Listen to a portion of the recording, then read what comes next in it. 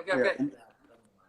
Ini jam 11 malam kita di mari tetangga, jadi kita balik lagi ke Bli. Monggo, terangkan lagi Bli, terangkan. Iya, ini aneh nggak tadi setiap kali saya ngomong sinyalnya langsung hancur gitu. Iya emang. Ini kayaknya jangan-jangan ini Instagram membencimu gitu. Iya, oke, gini aja. Oke, biar langsung to the point. Jadi ini tato kita langsung aja langsung. Ya, tato konspirasi ini saya bikin tahun 99 setelah baca bukunya Noam Chomsky. Jadi Noam Chomsky itu adalah seorang seorang ekonom, seorang pengamat politik, pengamat sosial. Tapi bukunya itu berat banget dan intinya di buku itu dia menjelaskan kalau di dunia ini tidak ada yang namanya kebetulan. Jikapun itu ada kebetulan itu adalah jikapun ada sesuatu yang terjadi seolah-olah itu kebetulan itu adalah dibuat seperti kebetulan. Okay. Jadi dari dulu saya percaya jika ketika balik ke persoalan yang simpel tadi di lingkar pertemanan kita yang paling kecil, pun itu pasti ada konspirasi. Ya. Oke. Jadi nggak mungkin banget di skala global yang melibatkan profit banyak banget ini nggak mungkin nggak ada konspirasi. Itu pijakan logika saya. Nah, ketika saya melihat COVID ini, awalnya saya sempat percaya. Jadi awalnya saya sempat percaya berapa hari gitu jika ini virus ini memang dari Cina, dari binatang segala macam. Karena ini kan diberitakannya seperti itu. Tapi ketika saya coba cari informasi dari sumber-sumber lain di luar mainstream media, saya banyak menemukan fakta-fakta yang menyimpulkan kebalikannya gitu loh.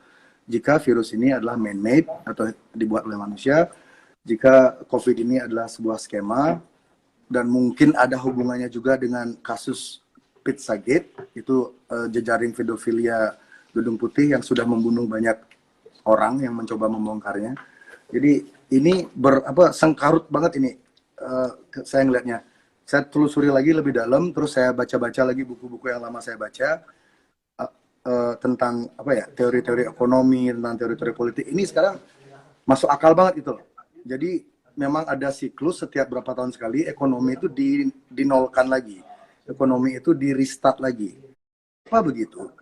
Anda pegang kekayaan 99 kekayaan bumi ini dipegang oleh 1% kelompok. Itu sudah terjadi sejak dulu. Si Rothschild. Iya, teman-temannya mereka lah, 1%. Saya bilangnya 1%. Jadi mereka sejak dulu menciptakan environment agar mereka itu tetap berada di puncak piramid. Agar mereka selalu tetap ada di puncak piramid, mereka perlu apa? Kontrol. Ya kan? Bayangin aja, jika mereka lengah misalnya, 1% ini lengah, mereka tidak mengontrol yang 99 ini, lama-lama yang 99-nya akan naik dan memakan mereka, dan mereka akan nggak jadi 1% lagi. Itu mereka tidak inginkan. Makanya ketika mereka melihat ada kayak, kan mereka punya tuh parameter politik, mereka udah punya banyak, ada kayak think tank-nya tuh udah gede banget. Jadi ketika think tank-nya menyarankan kekuatan peta politik dunia seperti ini, peta ekonomi dunia seperti ini, jika kalian tidak melakukan ini dalam beberapa tahun, kalian akan turun dari puncak piramid, orang lainnya akan naik. Itu tidak diinginkan, karena sejak awalnya adanya peradaban ini, sejak awal adanya ilmu hukum moneter, teori moneter, perbankan, itu mereka yang menentukan semuanya. Kenapa jadi, harga? Kalau beli C berarti, tapi secara umum percaya nggak sih kalau COVID itu ada? Percaya. Percaya, berarti COVID ada? Percaya. Terus COVID ini berarti menurut BC berarti man-made ya? Menurut saya man-made.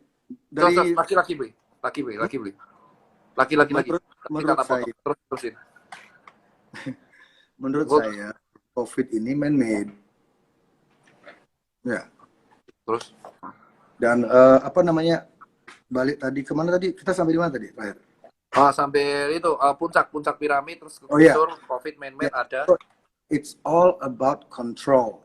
Dan kawan-kawan tolong yang menonton ini tolong jangan rasis. Ini bukan masalah perang antar negara.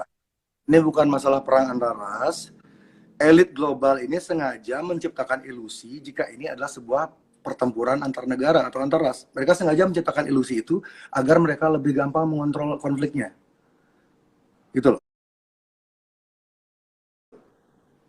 Jika kamu, makanya sekarang kan banyak bilang, oh ini ulah Cina, ini ulah Israel, ini ulah Amerika. Buang dulu stigma itu. Ini sekumpulan 1% ini mereka nggak punya nationality.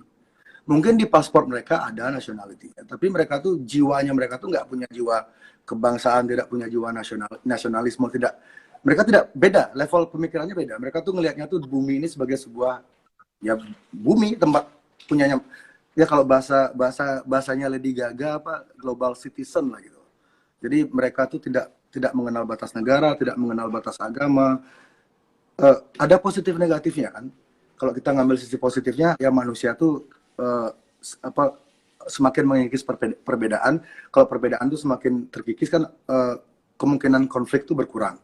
Tapi kalau kita melihat sekitar negatifnya, jika manusia itu seragam, maka akan ada beberapa kelompok yang dengan gampang memanfaatkan atau mengontrol kita dan mereka mendapatkan keuntungan. Sementara yang kebanyakan orang akan dimanfaatkan aja karena kalau kita ada seragam, misalnya kita sudah dipakai microchip semua, kita dipakai vaksin semua, kita seragam semua.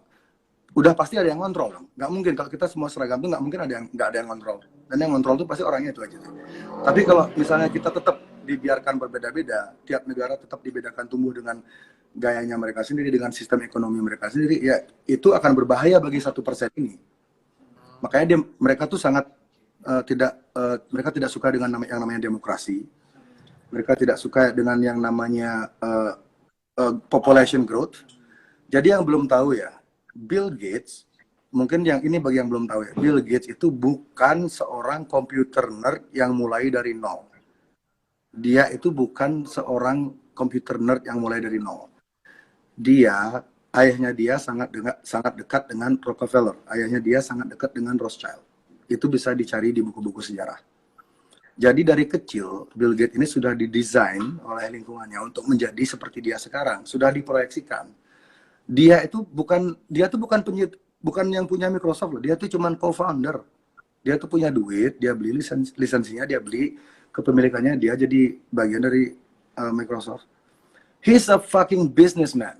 You know? Bagi yang belum tahu ya, Bill Gates is a fucking businessman. Dia bukan malaikat, dia bukan dokter.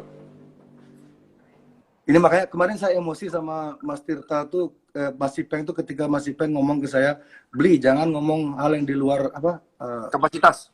Aku langsung ngelihat ke Bill Gates loh. Anjing, seluruh dunia dibikin panik masalah kesehatan sama orang yang bukan dokter. Bill Gates lulusan dokter mana? Nggak ada. Tedros, bosnya WHO, dokter mana? Nggak ada. Tedros punya rekam jejak yang kotor. Dia pernah bikin kasus di Ethiopia. Bill Gates vaksinnya banyak yang gagal di India sama di Afrika.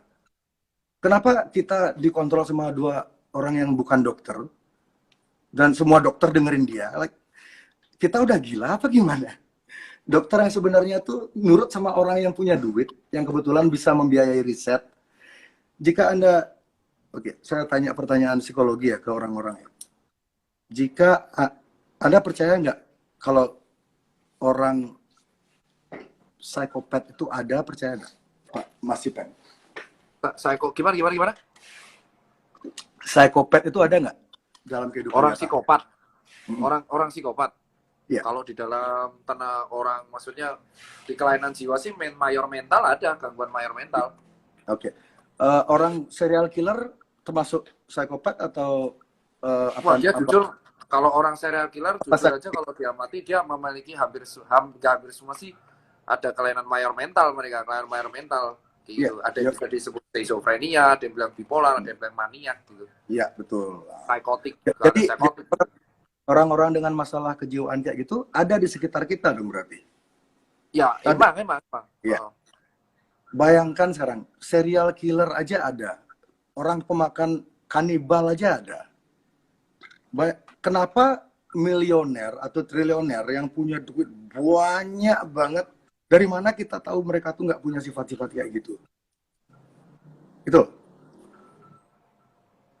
Apa jaminannya orang-orang itu memang benar-benar lurus sementara rekam jejaknya sudah banyak menunjukkan keganjilan? Kalau kamu mau, dan yang membuat nama mereka selalu bersih adalah balik lagi ke musuh bersama kita tadi, mainstream media selalu melindungi image orang-orang ini. Kalau kamu ketik di search engine ya, di Google dimanapun, kamu coba cari dirt-nya, you try to dig cari kasus-kasus lama mereka tuh, susahnya minta ampun Mas, susah banget, karena sudah ditutup oleh ribuan berita bagus tentang mereka. Contoh, ini kita balik ke konteks ini ya, konteks ke kasus COVID ini ya. Hidrokloroquine itu contoh. Ketika beberapa dokter ini awal April, beberapa dokter di Eropa, Amerika, India menemukan mereka berhasil menyembuhkan pasien COVID dengan hidrokloroquine dicampur dengan zinc. Zinc itu apa Mas? Vitamin C ya? Zinc itu jenis vitamin multivitamin sih, bukan ya suplemen lah. Zinc ZN itu kayak ion sih, ZN. Ya, jadi bukan cuma satu dokter, banyak dokter yang berhasil menyembuhkan pasien dengan itu. Harga hidrokloroquine itu 60 sen. 10 sen. Harga hidrokloroquine itu per butirnya 10 sen, itu 1.600 rupiah. Yang megang paten obat itu bukan dari lingkaran 1%, bukan dari teman-temannya Gates, bukan dari Rockefeller, bukan dari Rothschild, bukan dari Soros, orang lain. Ini menurut saya hidrokloroquine ini di luar perkiraan mereka. Mereka mikirnya tuh nggak akan ada yang bisa nemuin, ternyata ini ada. Dan hidrokloroquine kan dicoba dipopulerkan oleh Donald Trump juga, Pak Jokowi juga, beberapa presiden negara mencoba memberi solusi ke masyarakat. Coba ini obatnya, ini ada yang sembuh, monggo dicoba. Apa yang terjadi? Seminggu setelah itu CNN, New York Times, Washington Post, Vice Magazine, semualah itu, hampir